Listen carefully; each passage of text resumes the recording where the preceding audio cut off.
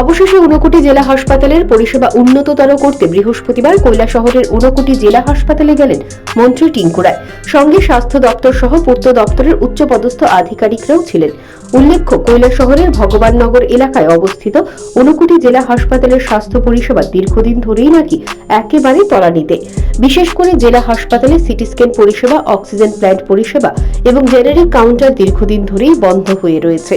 তাছাড়া জেলা হাসপাতালে প্রায় সময়ই শিশু বিশেষজ্ঞ চিকিৎসক অনুপস্থিত থাকেন এবং অন্যান্য বিশেষজ্ঞ চিকিৎসকের অভাবে জেলা হাসপাতালের পরিষেবা থেকে বঞ্চিত হচ্ছেন স্থানীয়রা। একই সঙ্গে জেলা হাসপাতালে চিকিৎসারত রোগীদের জন্য প্রতিটি ওয়ার্ডে এসি মেশিন বসানো হলেও দীর্ঘদিন ধরে জেলা হাসপাতালের এসি মেশিনগুলো বন্ধ হয়ে রয়েছে। এখানেই শেষ নয়, এই হাসপাতালের সবকটি টয়লেট, বাথরুম নষ্ট হয়ে থাকায় রোগীরা সেগুলো ব্যবহার করতে পারছেন না দীর্ঘদিন ধরে বলে অভিযোগ। পানীয় জলের অভাব রয়েছে। এক কথায় সমস্যায় ঘেরা এই হাসপাতাল।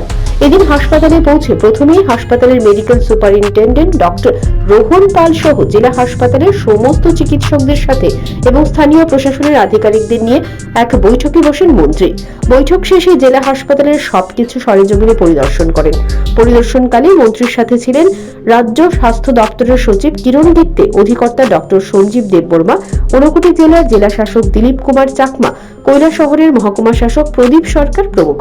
জেলা হাসপাতালে দীর্ঘদিন বৈঠক করার পর দিনভর জেলা হাসপাতাল পরিদর্শন শেষে মন্ত্রী টিঙ্কু রায় সংবাদ প্রতিনিধিদের মুখোমুখি হয়ে জানায় যে জেলা হাসপাতালের সার্বিক পরিকাঠামো খুব শীঘ্রই পরিবর্তন করা হবে। জেলা হাসপাতালে যেসব পরিষেবা বন্ধ রয়েছে তার মধ্যে বিশেষ করে সিটি স্ক্যান পরিষেবা, অক্সিজেন প্ল্যান্ট খুব শীঘ্রই চালু করা হবে। তাছাড়া জেলা হাসপাতালে খুব শীঘ্রই বেশ কিছু বিশেষজ্ঞ চিকিৎসক পাঠানো হবে এবং জেলা হাসপাতালের জেনেরিক মেডিসিন কাউন্টারও খুব শীঘ্রই চালু করা হবে বলে মন্ত্রী দৃঢ় প্রত্যয় ব্যক্ত করেন।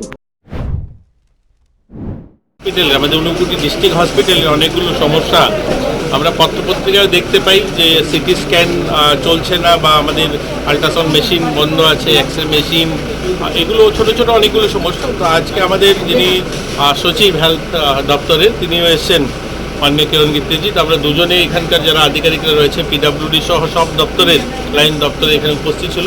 এই সমস্যাগুলো খুব শীঘ্রই আমরা সমাধান করব।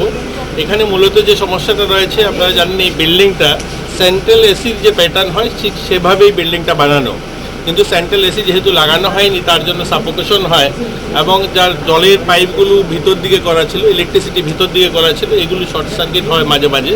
এগুলো পুরোটাকে বন্ধ করে নতুন করে পুরো ওয়ারিং করা, জলের কানেকশন এগুলো করা নতুন করে, এগুলোকে পিডব্লিউডিকে দায়িত্ব দেওয়া হয়েছে। তো এই বিষয়গুলো নিয়ে আজকের আমাদের ছিল। এক দুজন ডাক্তার শর্টেজ রয়েছে, সেগুলো করা। এছাড়াও আমাদের এই জেলাতে আরও 2-3টা হসপিটাল যেগুলো চালু করা খুব নিতান্ত দরকার। আপনারা জানেন যে আমাদের হালাইছড়া একটা হেলথ সেন্টার রয়েছে এবং আমাদের সমরুপাড়া গ্রামে একটা বাগান এরিয়াতে সেখানে একটা রয়েছে। এগুলোকে 24 ঘন্টা কী করে চালানো যায়। আমাদের কণিকা মেমোরিয়াল নির্বিল যে হসপিটালটা রয়েছে তার বাউন্ডারি, এই ধরনের অনেকগুলো পরিকাঠামোগত উন্নয়ন আমাদের ঊনকোটি জেলার সমস্ত হসপিটালগুলো, কিছু আমাদের আরোগ্য মন্দির নির্মাণ করা, এগুলো নিয়ে রিভিউ হয়েছে এবং এগুলো যেন খুব শীঘ্রই করা হয়, যেগুলো সমস্যা রয়েছে সমাধান করা হয়। এগুলো এবার দেখার কতটা কি হয় আর কত দ্রুত হয় সেদিকেই তাকিয়ে থাকবে জনগণ। Bureau report, news prime Tripura.